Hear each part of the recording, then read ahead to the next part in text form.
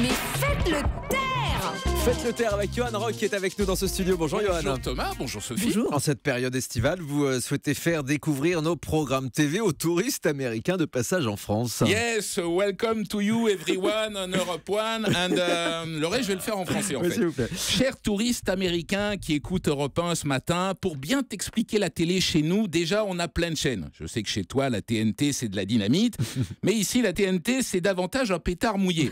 En revanche, là où on est très fort, c'est dans la télé de rattrapage. Alors là, vraiment, depuis 30 ans, on est vraiment les meilleurs. Surtout pour tenter de rattraper le retard qu'on a sur vous. Méfiez-vous les gars, on arrive sur le chemin parcouru France-États-Unis. On en est quand même à enregistrer nos bagages à Orly. Non, sinon, américain, si vraiment tu veux voir un programme qui vaille le coup, un truc bien produit, avec du spectacle, de l'émotion, des surprises, je pense direct à un truc. Va au cinéma, il y a Mission Impossible qui sort avec Tom Cruise. Oui, c'est autre chose. Vous avez quand même préparé une sélection des programmes du jour pour nos amis américains. Oui Thomas, alors ce soir, 20h50, Envoyé spécial consacre un reportage d'investigation exceptionnel sur les chips. Enquête passionnante dans laquelle est révélée une info majeure, les chips se font grossir. Mais bon, a priori, t'es américain, tu dois déjà le savoir si t'as regardé dans la glace. On apprendra aussi ce soir, grâce à Envoyé spécial, que pour les gonfler, les paquets de chips sont remplis d'air et non d'oxygène. Oui, bon, sinon, t'imagines bien qu'à choisir, le commandant Cousteau aurait préféré plonger avec 2 paquets de flots d'or dans le dos plutôt que des bouteilles en acier. J'ai l'image, oui.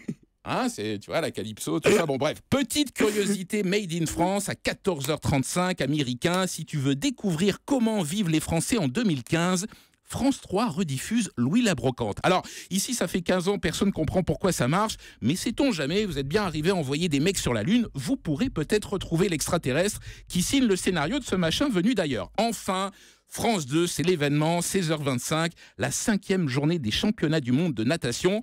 Là, je me dois te prévenir, américain, tu verras sans doute un gars à la sortie du bassin qui parle anglais et se trimballe avec une brebis crevée sur le haut de la tête. C'est pas un humoriste.